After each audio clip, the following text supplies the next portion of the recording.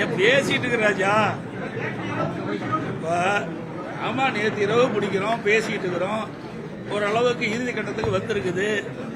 இன்னும் ஓரிரு நாட்களில் எந்தெந்த தொகுதி எந்தெந்த எங்களுடைய கூட்டணியில் அங்க வைக்கின்ற கட்சிகளுக்கு ஏற்கனவே எந்தெந்த தொகுதி என்று நிர்ணயிக்கப்பட்டு அறிவிக்கப்பட்டு விட்டது. அந்த தொகுதியுடைய விவரம் என்ன 2 நாட்களில் அறிவிக்கப்படும். தொகுதி அறிவிச்ச பிறகுதான வேட்பாளர் அறிவிப்போம். நாள் இல்லையே, பிரச்சாரம் வேற, தொகுதியில் அறிவிக்கும். அது பாட்டுக்கு அது நடக்கும், இது பாட்டுக்கு இது நடக்கும். இங்க பக்கமா அதுதான் இருக்குது. ஏன்னா என் ஊர்ல, எங்க ஊர்ல சேலத்தில் இருக்கும்போது நாங்க தேர்ந்தெடுத்து போனோம். இங்க இருக்கின்ற பொழுது மயிலாப்பூரை தேர்ந்தெடுத்து அங்கிருந்து என்னுடைய தேர்தல் பிரச்சாரத்தை தொடங்கியிருக்கிறோம்.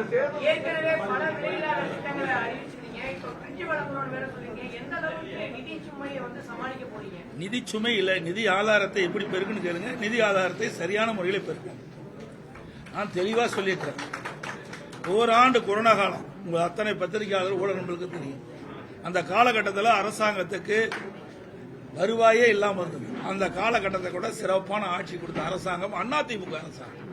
அதனால நிதி ஆதாரத்தை பெருக்கி நாங்கள் அறிவிக்கப்பட்ட திட்டங்களை முறையாக செயல்படுத்துவோம். ஒவ்வொரு வருஷமும் ஒவ்வொரு தேர்தலின் போதும் திமுக தேர்தல் வாக்குறுதிகளை வெளியிடுறாங்க. வெளியிடும் போதெல்லாம் என்ன சொல்றாங்கன்னா, திமுகவுடைய தேர்தல் அறிக்கை தான் அந்த தேர்தலில் கதாநாயகன் அப்படின்னு. இப்ப யார் கதாநாயகன்? அனைத்து இந்திய அண்ணா திராவிட முன்னேற்ற கழகம் தான் கதாநாயகன். அதை மாற்றக்கூடிய அளவுக்கு அதிமுகவுடைய தேர்தல் வாக்குறுதி இப்பதான் நாங்க அறிவிச்சிருக்கிறோம்ல.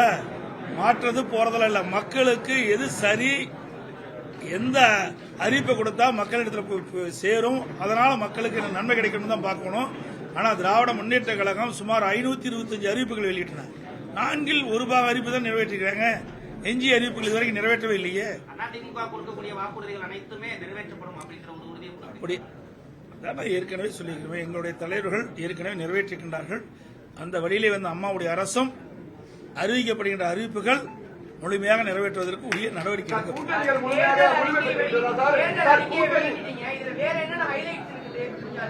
அதெல்லாம் உள்ள படிச்சு பாருங்க. இருக்கு 297 அறிவிப்புகள் கொடுக்குறோம். ஏன்னா இதை படிச்சு பார்த்துட்டு நீ கேட்க மாட்டேன்.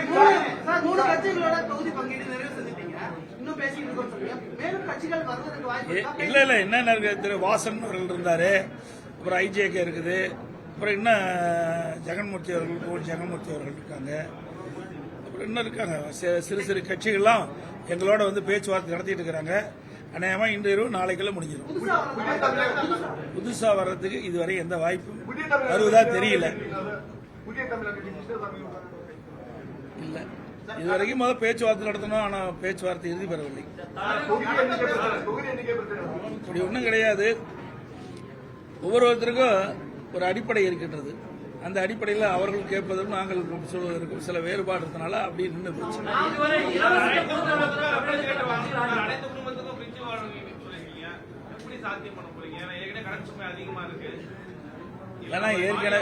நான் ஏற்கனவே தெளிவாக சொல்லிவிட்டேன். அனைத்து இந்திய அண்ணா திராவிட முன்னேற்ற கழக அரசு ஆட்சி செய்த பொழுது கொரோனா காலம் ஓராண்டு அரசுக்கு வருவாய் இல்லாமல் இருந்தது. அந்த காலகட்டத்தில் கூட ஒரு சிறப்பான ஆட்சி கொடுத்த அரசாங்கம் அதிமுக அரசு. வருவாய் இல்லாத போதே ஒரு சிறப்பான ஆட்சி கொடுத்தோம். வருவாய் இருக்கின்ற பொழுது இந்த திட்டங்களை எல்லாம் முழுமையாக நிறைவேற்றித்தோம். தவிர்க்க முடியாத தம்ப்நெயில்ஸ், கலக்கலான கண்டென்ட்ஸ், சினிமாவும் சீரியஸ் பிரச்சனைகளும், பல வருடங்கள் இடைவெளிக்கு பிறகு இந்த படத்துல ஒரு கலகலப்பும் கைகலப்பும். Me too, love you. Thank you so much. Mass ஏத்துறது போயிட்டே தான் இருக்காரே தவிர பிரேக்கே இல்லாமல் பிரேக்கிங் நியூஸ் சொல்லும் தந்தி டிவி ஆப். இன்ஸ்டா தலைமுறை வரை இறங்கி அடிக்கும் தந்தி டிவியின் டிஜிட்டல் எக்ஸ்க்ளூசிவ். அது தண்ணிக்குள்ள போகும்போது ஹேங் ஆயிடுச்சு.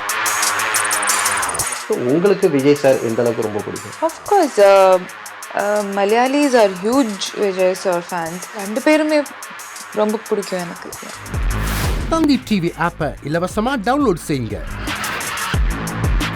ஃபாலோ பண்ணுங்க, சப்ஸ்கிரைப் பண்ணுங்க, என்ஜாய் பண்ணுங்க.